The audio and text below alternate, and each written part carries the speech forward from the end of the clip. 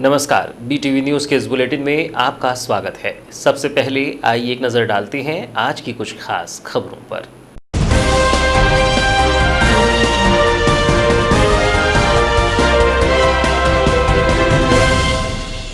जिले में एक और मरीज पाया गया कोरोना पॉजिटिव। जिले में कोरोना पॉजिटिव की संख्या हुई 6। लालबर्रा डोकरबंदी का युवक निकला पॉजिटिव। 6 पॉजिटिव ने जीती कोरोना से जंग, हुए डिस्चार्ज। आबकारी के हवाले शराब दुकानें, ठेकेदार सरेंडर, सरकार चला रही है दुकानें। 102 दुकानों में से खुली महज 19 दुकानें। पुराने ठेके के कर्मचारी ही रखे काम पर, आबकारी को नहीं मिल रहे हैं कर्मचारी।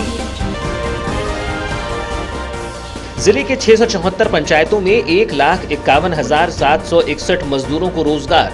मनरेगा में मजदूरों को रोजगार देने में जिला प्रदेश में अव्वल। जिले में जारी है लगभग 6,562 निर्माण कार्य। काफी मजदूरों को नहीं मिल रहा रोजगार।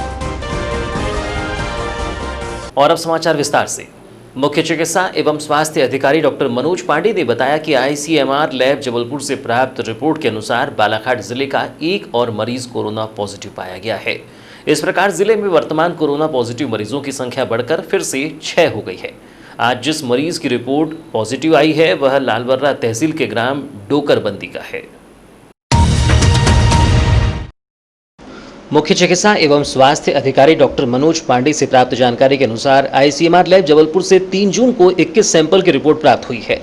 यह सभी रिपोर्ट कोरोना नेगेटिव है। इस प्रकार बालाघाट जिले में वर्तमान में कोरोना पॉजिटिव कुल 5 मरीज हैं, जिनका dedicated Covid health care centre Gaykhuri में उपचार किया जा रहा है। डॉक्टर पांडे ने बताया कि dedicated Covid health centre Gaykhuri में रखे गए 5 कोरोना पॉजिटिव मरीज पूरी तरह से स्वस्थ हैं और उनके स्वास्थ्य पर निगरानी रखी जा रही है। पूर्व में कोरोना पॉजिटिव पाए गए ग्राम भजियादंड के 3 मरीजों में से 2 मरीजों की 2 जून को कोरोना रिपोर्ट नेगेटिव आने के कारण उन्हें डिस्चार्ज कर दिया गया। डॉक्टर पांडे ने बताया कि कनकी छावनी के एक जवान में कोरोना के लक्षण बताए जा रहे हैं। उस जवान को सैंपल लेने के लिए जिला चिकित्सालय बालाघाट लाया गया है और आइसोलेशन वार्ड में रखा गया है। जवान का सैंपल लेने के बाद कोरोना टेस्ट के लिए ICMR लैब जबलपुर भेजा जा रहा है। शराब दुकानों के सरेंडर होने के बाद राज्य सरकार के निर्देश पर बालाघाट जिला आबकारी कार्यालय अब शराब दुकानें चला रहा है। बुधवार को पहला दिन था। 102 दुकानों में संचालन करना फिलहाल आबकारी के लिए मुमकिन नहीं है। महज 19 दुकानें खोली गई हैं तथा ठेकेदारों ने अपनी मांग की पूर्ति न होने पर ठेका सरेंडर कर दिया था, जिस वजह से सरकार को दुकानों की चाबी अपने हाथों में लेनी पड़ी और बुधवार को जिले सहित शहर की कुछ दुकानों में संचालन की सुपुर्दगी ठेकेदारों ने आबकारी विभाग को दे दी। लॉकडाउन की अवधि में दुकानें बंद रहने से होने वाले नुकसान की भरपाई के लिए शराब ठेकेदारों ने सरकार से राजस्व में 25% की छूट की मांग की थी। सरकार तैयार नहीं हुई तो ठेकेदारों ने दुकान बंद करने की चेतावनी देते हुए कुछ दिनों तक शराब दुकानें बंद रखी, जिसके बाद मामला हाईकोर्ट पहुंचा था, जहां हाईकोर्ट के आदेश के तहत ठेकेदारों को 8 जून तक दुकानों को चलाने या न चलाने पर निर्णय देना था। गौरतलब हो कि लॉकडाउन के दौरान लगभग 2.25 माह शराब दुकानें बंद थी। हाईकोर्ट के अंतरिम आदेश के बाद बालाघाट में शराब दुकानों का ठेका ठेकेदारों ने सरेंडर कर दिया था, जिसके चलते 9 जून तक जिले में शराब दुकान का संचालन कर रहे ठेकेदारों से चार्ज लेने की प्रक्रिया जारी रही और 10 जून से आबकारी विभाग ने जिले में शराब दुकान का संचालन अपने हाथ में ले लिया है, जिसके बाद बुधवार से जिले की 102 देशी विदेशी मदिरा दुकान में 19 देशी विदेशी मदिरा का संचालन आबकारी विभाग ने शुरू कर दिया है और पहले ही दिन शराब दुकान खुलने पर भीड़ दिखाई पड़ी। आपको बता दें कि शराब ठेकेदारों की तरह आबकारी विभाग के लिए दुकानों का संचालन करना बेहद मुश्किल हो सकता है। इसका अंदाज़ा इसी बात से लगाया जा सकता है कि शराब दुकानों का संचालन अपने हाथों में लेने के बाद आबकारी विभाग के सामने सेल्समैन व कर्मचारियों का प्रश्न उत्पन्न हो गया। सूत्रों ने बताया कि 25 ऐसे सेल्समैन को आबकारी विभाग ने काम पर रखा है जो पुराने ठेके से जुड़े हैं। राज्य सरकार द्वारा पुराने ठेके के कर्मचारियों को रखे जाने के कोई लिखित आदेश नहीं होने के बावजूद भी इन्हें काम पर रखा गया है ताकि दुकानों के संचालन में बाधा नहीं आए। वहीं विभागीय तौर पर कहा जा रहा है कि आउटसोर्स से शराब दुकानों के लिए भर्ती करा ली जाएगी। दुकानों को अपने आधिपत्य में लेने के बाद आबकारी विभाग द्वारा शराब दुकानों की संचालन हेतु कार्यालय में कार्यरत अधिकारी कर्मचारी शराब दुकान में बैठ रहे हैं और अपनी निगरानी में शराब का विक्रय करवाते रहे।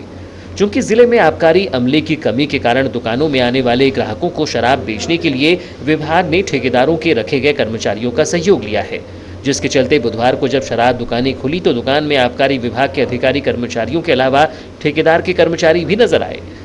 बताया जाता है कि शराब दुकानों को ठेकेदारों द्वारा सरेंडर कर दिए जाने से अब शराब दुकानों का अधिकार शासन के पास आ गया है, जिसके चलते आबकारी विभाग द्वारा इसका संचालन शुरू कर दिया गया है और नीलामी होने तक अब आबकारी विभाग द्वारा ही इसका संचालन किया जाएगा। जिले की शराब दुकानों को ठेकेदार द्वारा सरेंडर किए जाने और चार्ज के बाद आबकारी विभाग ने जिले की सभी 102 देसी विदेशी शराब दुकान को अपने आधिपत्य में लिया है और निर्देशानुसार 10 जून से जिले में 19 देसी और विदेशी मदिरा दुकानों का संचालन भी प्रारंभ कर दिया है। जानकारी के अनुसार जिले के बैहर, वारासिवनी, कटंगी, तिरोड़ी, बालाघाट, हनुमान चौक, बालाघाट बस स्टैंड, बालाघाट महावीर चौक, भरवेली, हट्टा, किरनापुर, लांजी और लालबर्रा की विदेशी शराब दुकान के अलावा बालाघाट सरेखा की देसी, बूढ़ी की देसी, भरवेली की देसी, वारासिवनी की देसी, कटंगी, तिरोड़ी और बैहर की देसी दुकानें प्रारंभ कर दी गई हैं, जहां से शराब की बिक्री शुरू हो गई है। शराब दुकानें खुलने के बाद शराब प्रेमियों की भीड़ भी दिखाई पड़ी। मामले में जिला आबकारी अधिकारी ने बताया कि शासन के निर्देश पर दुकानों को अपने आधिपत्य में ले लिया गया है तथा राजस्व का लक्ष्य निर्धारित होना बाकी है। वैसे ही ई ऑक्शन से इन दुकानों की नीलामी के लिए जब तक कोई सूचना जारी नहीं होती तब तक आबकारी विभाग दुकानों का संचालन करेगा। फिलहाल स्टाफ की कमी है, इसलिए जिले की सभी दुकानों को चला पाना संभव नहीं है। बालाघाट जिले में टोटल 102 मदिरा दुकानें हैं, जिसमें 78 देसी मदिरा की दुकानें हैं और 24 विदेशी मदिरा की दुकानें हैं।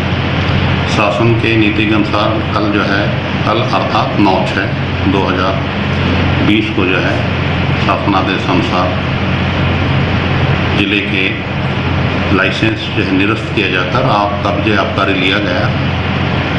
तो कल 9/6/2020 को केवल दुकानों का स्टॉक टेकिंग ही लिया गया, दुकान संचालित नहीं हो पाया। जिले में जो आबकारी जो अमले जो हैं उन अमलों के आधार पर केवल 19 दुकान जो है संचालित करने की अनुमति लिया गया है, जिसमें 12 विदेशी मदिरा हैं और 7 देसी मदिरा दुकानें जो हैं। इन दुकानों पर जो है शराब का विक्रय जो है शासन की नीति के अनुसार न्यूनतम विक्रय दर पर जो निर्धारित है उस पर जो है विक्रय किया जाएगा। सर, आबकारी विभाग के पास अमले की कमी, दूसरी चीज़ अभी लॉकडाउन जो हुआ था उसमें शराब दुकानें खुली थी, शराब दुकानें भी खाली हो चुकी हैं। इस स्थिति में इसकी पूर्ति कैसी की जाएगी और क्या व्यवस्था बनाई जा रही है आपके द्वारा? देसी मदिरा की प्रदाय जो है, देसी मदिरा भंडारागार आंवलाझारी से जो हमारे नियंत्रण में होता है, वहाँ से मदिरा प्रदाय किया जाएगा और विदेशी मदिरा के प्रदाय विदेशी मदिरा भंडारागार सिवनी से जो है प्राप्त किया जाएगा। तो मदिरा 1-2 दिन समस्या हो सकते हैं, बाकी जो है सुचारू रूप से दुकानों का संचालन हो सकेगा। विभाग के बाद परिवहन की भी कोई सुविधा नहीं है, इस स्थिति में कैसे परिवहन के लिए व्यवस्था की जाएगी आपके माध्यम से?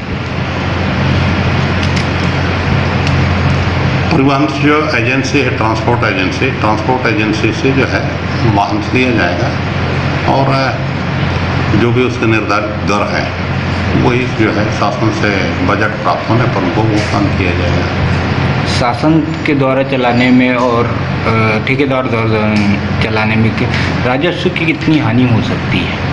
अब राजस्व की हानि जो है वो तो जितने दिन चलेगा उस हिसाब से पता चलेगा, लेकिन जो है विभाग द्वारा जो है दुकान संचालित करने पर जो है जो हमारा ठेका या शासन के जो लक्ष्य जो होता है उसको जो है प्राप्त नहीं किया जा सकता और विभागीय संचालन होने पर जो है सरकार जो लक्ष्य निर्धारित करेंगे राजस्व के जो है उसकी पूर्ति के लिए जो प्रयास किया जाएगा।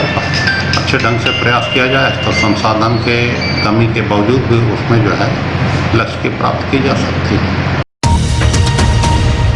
प्रदेश में बालाघाट जिला मनरेगा के अंतर्गत मजदूरों को काम देने में प्रथम स्थान पर है।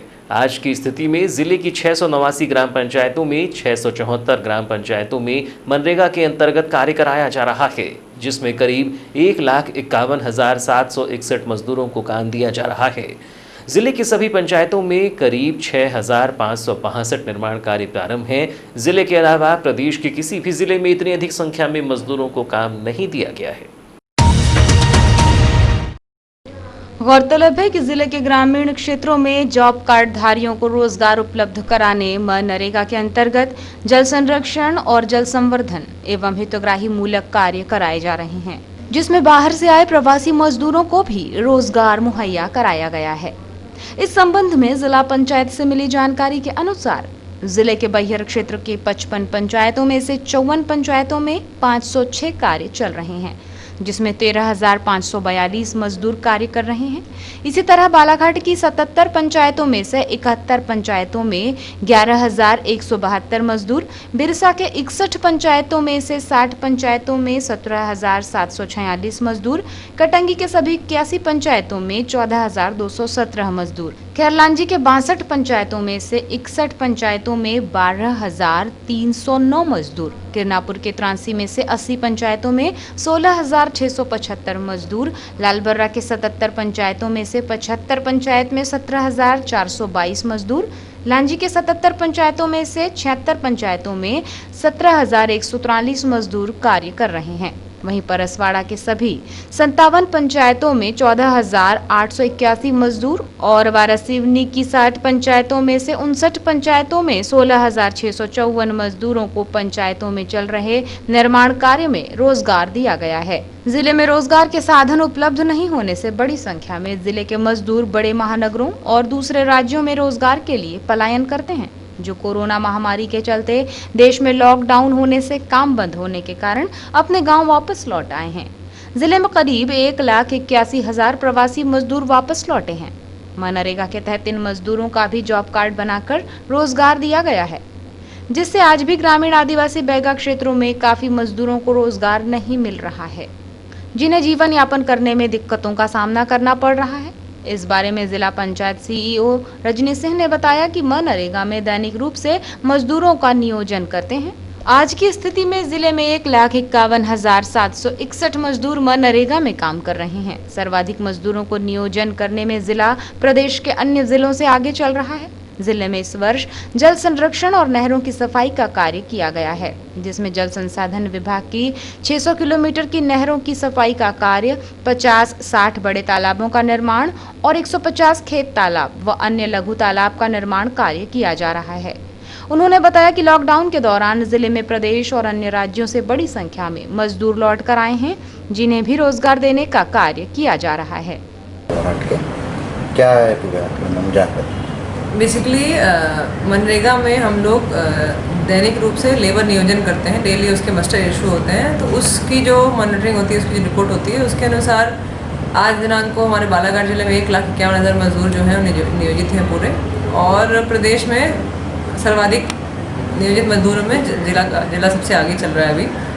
तो इसके लिए हम लोगों ने बेसिकली जो जल संरक्षण के काम है और नहरों का जो सफाई वाला काम है वो इस साल लेने का लिया था, तो उससे काफ़ी लेबर नियोजन में हमको मतलब सहायता मिली है। आज हमारे लगभग 600 किलोमीटर की जो नहरें हैं जल संसाधन विभाग की, उसमें सफाई काम चल रहा है। हमारे लगभग 50-60 बड़े तालाब हैं जिनमें काम चल रहा है।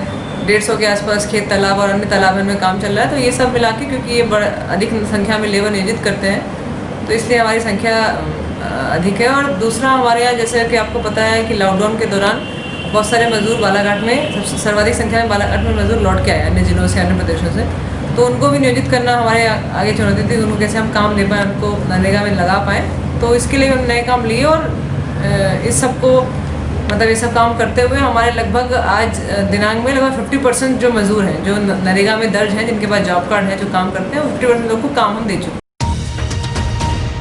जिला चिकित्सालय बालाघाट में मेडिकल वार्ड में भर्ती मरीज गायखुरी के 30 वर्षीय प्रकाश राउत की 26 मई को मृत्यु हो गई थी।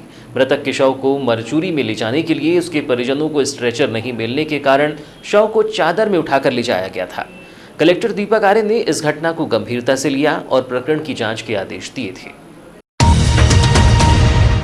इस घटना की जांच के बाद जिला चिकित्सालय बालाघाट की स्टाफ नर्स कल्पना चित्रे, ललिता बिसेन, रीता निकुरे, माधुरी बेदरे, मंजू चौधरी को कारण बताओ नोटिस जारी कर स्पष्टीकरण मांगा गया था। इन पांचों स्टाफ नर्स ने अपने जवाब में कहा है कि मृतक के शव को चादर में उठाकर ले जाते समय मेडिकल वार्ड में स्ट्रेचर नहीं था और वार्ड बॉय भी नहीं था। चिकित्सालय में स्ट्रेचर और वार्ड बॉय की तलाश की जा रही थी कि मृतक के परिजन शव को चादर में लपेटकर उठाकर ले गए। कलेक्टर आर्य ने पांचों स्टाफ नर्स के जवाब को संतोषजनक नहीं माना है। ऐसी स्थिति में ड्यूटी में तैनात स्टाफ नर्स को तत्काल अपने वरिष्ठ अधिकारियों को सूचित करना था और स्ट्रेचर की व्यवस्था कर वार्ड बॉय को बुलाने की कार्यवाही करनी चाहिए थी। लेकिन स्टाफ नर्स द्वारा अपने कर्तव्यों के प्रति घोर लापरवाही बरती गई है, जो अक्षम्य है। इसलिए इनके इस कृत्य के लिए सभी पांचों स्टाफ नर्स की एक वेतन वृद्धि असंचयी प्रभाव से रोकने के आदेश दिए गए हैं। इसके साथ ही चेतावनी भी दी गई है कि भविष्य में इस तरह की घटना की पुनरावृत्ति नहीं होनी चाहिए। ट्रामा सेंटर के प्रसूता वार्ड में भर्ती होने वाली प्रसूताओं को प्रथम तल में रखा जाता है। इन प्रसूताओं के साथ ही अन्य प्रसूताएं भी इलाज के लिए ट्रामा सेंटर पहुंचती हैं, जिनके लिए सोनोग्राफी की व्यवस्था भी की गई है। लेकिन ये सोनोग्राफी की व्यवस्था ग्राउंड फ्लोर पर ही है, जिसके चलते प्रथम तल से प्रसूताओं को ग्राउंड फ्लोर पर आना पड़ता है। वहीं पीने के पानी की ज़रूरत पड़ने या फिर शौचालय का उपयोग करने की ज़रूरत पड़ने पर दोबारा से सीढ़ियाँ चढ़ना पड़ रहा है। डॉक्टर्स के अनुसार सोनोग्राफी में सब कुछ बेहतर आने के लिए प्रसूताओं को पानी पीना जरूरी होता है। वहीं सोनोग्राफी के लिए लगी लंबी लाइन के चलते सोनोग्राफी कराने के लिए घंटों इंतजार करना पड़ता है। ऐसी स्थिति में शौचालय का उपयोग करने की जरूरत पड़ने पर कई मर्तबा प्रसूताओं को दिक्कतों का सामना भी करना पड़ता है। कारण पर्ची में लिखे नाम के अनुसार सोनोग्राफी के लिए बुलाया जाता है और शौचालय के उपयोग के चलते कई मर्तबा नाम पीछे चला जाता है, तो दोबारा से इंतजार करना पड़ रहा है। ग्राउंड फ्लोर में भर्ती प्रसूताओं के साथ ही बाहर से आई महिलाएं प्रसूताएं भी इलाज कराने पहुंचती हैं। इसके साथ ही जन्म मृत्यु प्रमाण पत्र, टीकाकरण समेत अन्य सुविधाएं भी ग्राउंड फ्लोर पर ही संचालित हो रही हैं। ऐसे में जहां ट्रामा सेंटर में भीड़ की स्थिति निर्मित होने से शारीरिक दूरी के नियमों का पालन नहीं हो पा रहा है, तो वहीं प्यास लगने पर प्रसूताओं और मरीजों, साथ ही उनके परिजनों के साथ अन्य कार्यों से आए लोगों को पीने के पानी के लिए परेशान होना पड़ रहा है। शहीद भगत सिंह जिला चिकित्सालय को 500 बेड का सुसज्जित अस्पताल बनाया जा रहा है, जिसमें हर तरह की सुविधाएं मुहैया कराने की कोशिश भी जारी है। वहीं 100 बेड के गायनिक वार्ड को भी 200 बेड का बनाया जाना है। इसके लिए करीब 2 करोड़ 98 लाख की लागत से निर्माण कार्य किया जा रहा है। इसी निर्माण कार्य के चलते ग्राउंड फ्लोर के शौचालय में ताला जड़ दिया गया है और एक तरफ से गेट भी बंद कर दिया गया है, जिसके चलते शौचालय के साथ ही पीने के पानी के लिए प्रसूताओं के साथ ही अन्य मरीज भी परेशान हो रहे हैं। मामले में civil surgeon doctor Rajendra Kumar Mishra ने बताया कि पीने के पानी की समस्या बतलाए जाने के बाद तत्काल ही पानी की तात्कालिक व्यवस्था कर दी गई है। इसके साथ ही मशीन लगाने का कार्य भी किया जा रहा है, जो जल्द ही पूरा हो जाएगा। रही बात शौचालय न होने की, जिससे समस्या होने की, तो ये गंभीर समस्या है। इसके समाधान के लिए भी कलेक्टर के निर्देश पर निर्माण कार्य करवाया जा रहा है। जल्द ही शौचालय की भी व्यवस्था कर दी जाएगी। हाँ, ये बात सही है कि हमारे ये परेशानी हो रही है। एक्चुअली उसके लिए कलेक्टर साहब ने काफ़ी कोशिश करके एक अपना वही बना दिया है, जो क्या होते हैं इसके जो बनाया गड्ढा बनाया क्या कहते हैं अलग से सेप्टिक टैंक बनवाया सर ने, कलेक्टर साहब ने, और बन भी गया, वो चालू भी हो गया है। ये था कि अपन इसको जोड़ देंगे। बाद में बीच में ऊपर से निर्देश आया कि 100 बेड का एक अलग से बिस्तर और अपना ट्रामा यूनिट में मीन्स मैटरनिटी भी हुई, तो वो और बन रहा है। वो उसी के साथ जो है तो फिर कलेक्टर साहब के निर्देशानुसार वहाँ का टॉयलेट भी हमने उससे जोड़ दिया। तो वो टॉयलेट जो है तो इस कारण से टॉयलेट बन नहीं पाया वो, और वो लॉकडाउन था जिसकी वजह से वो काम रुक गया। वो ये थोड़ी परेशानी है, उसके लिए कलेक्टर साहब से मैं बात करूँगा, हो सकता है सर कुछ मदद करेंगे, उसको कहेंगे तो हम काम करेंगे। सर वहाँ पे ये भी देखने आ रहा है कि पीने के पानी की भी व्यवस्था है। नहीं, आपने अच्छा बता दिया, उसके लिए हम व्यवस्था कर दी है। अभी से तुरंत शुरू हो जाएगा, पानी की व्यवस्था हो जाएगी। फिलहाल समाचारों में वक्त है एक छोटे से ब्रेक का। ब्रेक के बाद हम फौरन हाजिर होते हैं, तब तक बने रहिए BTV न्यूज़ के साथ।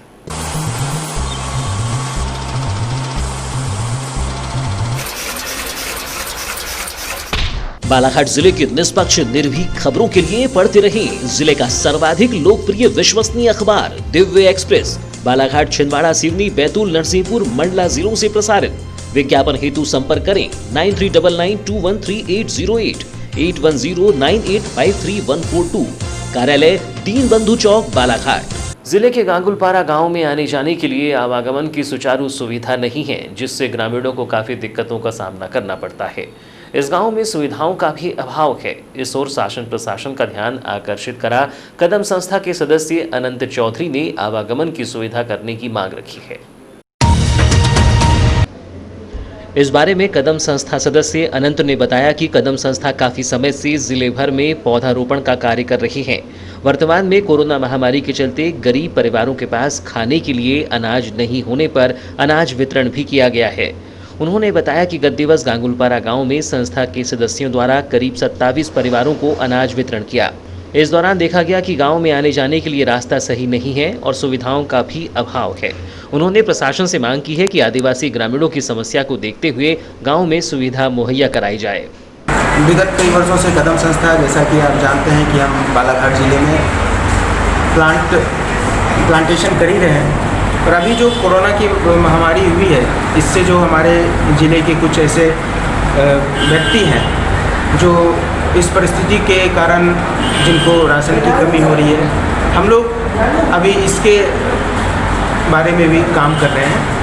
इसी के बारे में अभी लास्ट डे हम लोगों ने, एक गांव है यहाँ से, बालाघाट ज़िले का ही एक गांव है, गांगुलपारा गांव है, वहाँ पे जाके करीब हमने 27 परिवारों को राशन किट कदम संस्था के द्वारा ही बांटा गया। और ये आदरणीय डॉक्टर शुक्ला मैडम के नेतृत्व में और कदम संस्था बालाघाट के द्वारा ही इन सारे परिवारों को राशन किट मुहैया कराया गया। इससे भी जो ज़्यादा मुख्य उद्देश्य हमारा ये है कि जो हम बताना चाहते हैं कि ये गांव जो है, ये हमारे ज़िले में, बालाघाट ज़िले में तो आता है, लेकिन आपको जानकर आश्चर्य होगा कि वहाँ पे ना आने जाने का रास्ता है और ना ही कोई सुविधाएं उनको अवेलेबल है। इसलिए मैं चाहता हूँ कि शासन प्रशासन का ध्यान इन गांव के आदिवासी भाई जो हैं हमारे, इनके प्रति जाए। इसी के लिए हमने एक कोशिश किया है और हम उनका ध्यान इस ओर आकर्षित करना चाहते हैं। ज्ञात हो कि जिले में कदम संस्था के द्वारा बृहद स्तर पर पौधरोपण का कार्य किया जा रहा है, लेकिन कोरोना संक्रमण के दौरान संस्था के द्वारा अब गरीब असहाय परिवारों को राशन भी उपलब्ध कराने का कार्य किया जा रहा है। 9 जून से प्रदेश सहित जिले में जारी हुई कक्षा 12वीं की परीक्षा के तहत 10 जून को जिले में 2 पालियों में अलग अलग प्रश्न पत्र की परीक्षाएं संपन्न हुई। कोरोना संक्रमण को देखते हुए सर्वप्रथम परीक्षार्थियों की स्क्रीनिंग की गई, जिसके बाद ही परीक्षार्थियों को कक्षों में प्रवेश दिया गया। 10 जून को 12वीं के बुक कीपिंग और अकाउंटेंसी का प्रश्न पत्र जिले के 48 परीक्षा केंद्रों में प्रथम पाली में संपन्न हुआ। परीक्षा सुबह 9 बजे से 12 बजे तक संचालित हुई, जिसमें 1119 परीक्षार्थियों को सम्मिलित होना था, लेकिन 1107 परीक्षार्थी ही शामिल हुए और 12 अनुपस्थित रहे। वहीं दूसरी पाली में दोपहर 2 से 5 बजे तक 12वीं का व्यावसायिक प्रश्न पत्र हुआ। यह प्रश्न पत्र जिले के 12 परीक्षा केंद्रों पर हुआ, जिसमें 3302 परीक्षार्थियों की दर्ज संख्या थी। इनमें 2853 परीक्षार्थी उपस्थित थे, 449 परीक्षार्थी अनुपस्थित रहे। जिले के किसी भी परीक्षा केंद्र में कोई नकल प्रकरण नहीं बना है। शासन के निर्देशानुसार परीक्षा केंद्रों में व्यापक सुविधा की गई है। कोरोना महामारी को देखते हुए शासन की गाइडलाइन के अनुसार परीक्षा केंद्र में प्रवेश करने वाले शिक्षकों और परीक्षार्थियों को मास्क लगाकर और सैनिटाइजर का प्रयोग कर प्रवेश दिया जा रहा है और सोशल डिस्टेंसिंग का पालन भी कराया जा रहा है।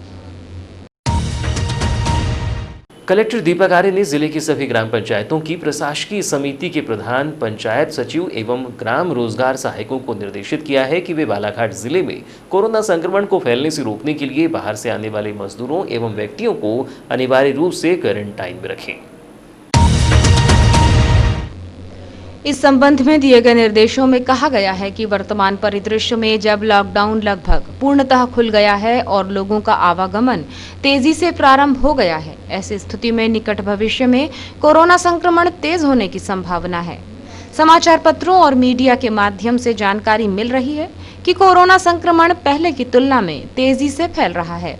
विशेषकर मुंबई, पुणे, भोपाल, इंदौर, दिल्ली, सूरत, नागपुर, चेन्नई, अहमदाबाद, हैदराबाद आदि शहरों से आने वाले लोग ज्यादा संख्या में संक्रमित पाए जा रहे हैं।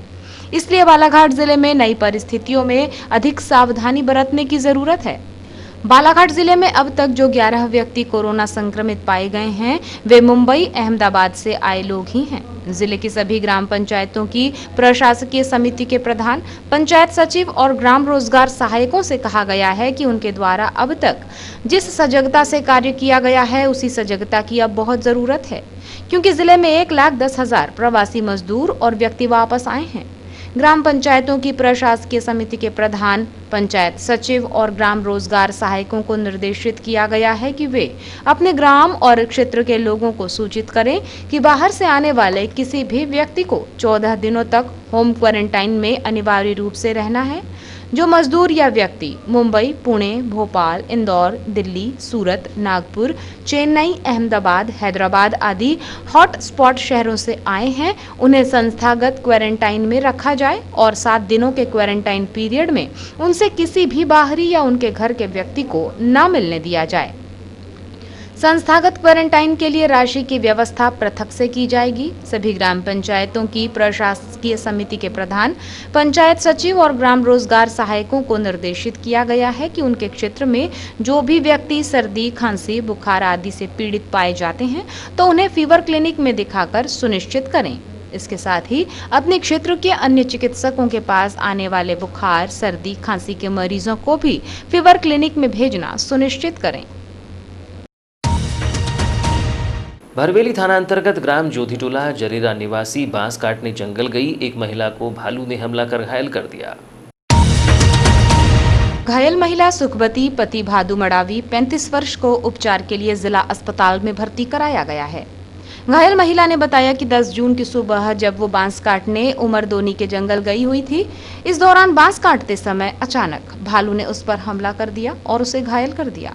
महिला के चिल्लाने पर साथ वाले दौड़े, जिन्हें देखकर भालू भाग गया। घायल महिला को उपचार के लिए जिला अस्पताल में भर्ती किया गया है। मुख्यालय से बैहर मार्ग पर जगनटोला के पास 10 जून की सुबह एक कार चालक ने बाइक को टक्कर मार दी। दुर्घटना में बाइक सवार बूढ़ी निवासी महेंद्र छिपे व सुनील कावड़े गंभीर रूप से घायल हो गए। दोनों घायलों को उपचार के लिए जिला अस्पताल लाकर भर्ती कराया गया, जिनका उपचार जारी है।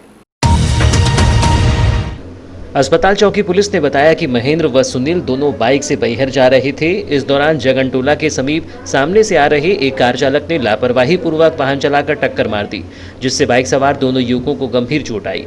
इसी तरह बैहर थाना क्षेत्र के ग्राम मोहबट्टा में 2 बाइकों की आमने सामने भिड़ंत होने से 4 लोग घायल हो गए। घायलों को 108 एम्बुलेंस की सहायता से बैहर सामुदायिक स्वास्थ्य केंद्र में भर्ती कराया गया। मामले के संबंध में बताया गया कि बुधवार की सुबह करीब 7 बजे केवलारी निवासी हरिलाल वलके अपने पुत्र ताक सिंह वलके के साथ बाइक से गांव से बैहर आ रहा था। तभी सलघट निवासी सजरू वलके व प्रफुल्ल सिंह धुर्वे बैहर की ओर से बाइक से आ रहे थे। इस दौरान मोहबट्टा के समीप दोनों बाइकों की आमने सामने भिड़ंत हो गई। हट्टा थाना क्षेत्र के हट्टा टोला निवासी एक 36 वर्षीय महिला की जहरीली वस्तु का सेवन करने से उपचार के दौरान जिला अस्पताल में मौत हो गई। पुलिस चौकी प्रभारी भीमटे ने बताया कि मृतिका सावित्री पति सनत मरठे को 10 जून की सुबह करीब 10 बजे जहरीली वस्तु का सेवन कर लेने पर जिला अस्पताल में भर्ती किया गया था। महिला की उपचार के दौरान कुछ देर बाद मौत हो गई। तहरीर प्राप्त होने पर शव का पंचनामा व पोस्टमार्टम कार्यवाही कर शव परिजनों को सौंप दिया गया है। महिला की जहरीली वस्तु के सेवन करने का कारण अज्ञात है। मर्ग जांच के लिए मर्ग डायरी संबंधित थाने को भेजी जाएगी। वन परिक्षेत्र अधिकारी किरनापुर के मार्गदर्शन में वन विभाग के अमले ने तेंदुपत्ता का अवैध रूप से महाराष्ट्र राज्य की ओर बिक्री करने परिवहन करते हुए बीती रात्रि में ग्राम वारा से बिनौरा मार्ग पर 2 आरोपियों को गिरफ्तार करने में सफलता प्राप्त की है, जबकि एक अन्य आरोपी वन विभाग की टीम को देखते ही फरार हो गया। प्राप्त जानकारी के अनुसार 9 जून की रात्रि 10:30 बजे रूपराम बिसेन ग्राम बेलगांव निवासी एवं तेजराम रहांगडाले ग्राम रमगढ़ी निवासी तथा एक अन्य व्यक्ति के साथ अपनी अपनी मोटरसाइकिलों में तेंदुपत्ते से भरे बोदों को लादकर उसे बेचने महाराष्ट्र राज्य की ओर परिवहन कर रही थी कि वारा से बिनौरा मार्ग पर रात्रि के समय वन विभाग के कर्मचारियों के रोस्टर अनुसार किए जा रहे गश्ती दल ने पकड़ लिया। और पूछताछ की जा रही थी। इसी दौरान आरोपी रूपराम ने अपनी मोटरसाइकिल से पेट्रोल पाइप से पेट्रोल गिराकर अपनी ही मोटरसाइकिल को आग के हवाले कर दिया, जिससे तेंदुपत्ता के बूंदों से लदी मोटरसाइकिल धू-धू कर जल गई। इसी बीच एक आरोपी ने मौके का फायदा उठाया और वहां से फरार हो गया। वन अमले की टीम ने आरोपियों के पास से मोटरसाइकिल सहित तेंदुपत्ता से भरी 2 बोरों एवं 2 आरोपी को पकड़कर उन्हें वन विभाग के कार्यालय लाया गया तथा तेंदुपत्ता व्यापार अधिनियम 1964 की धारा 5 के तहत कार्यवाही करते हुए अपराध कायम कर न्यायालय में पेश किया गया। और अब अंत में चलते चलते आइए एक नजर डालते हैं आज की कुछ खास खबरों पर।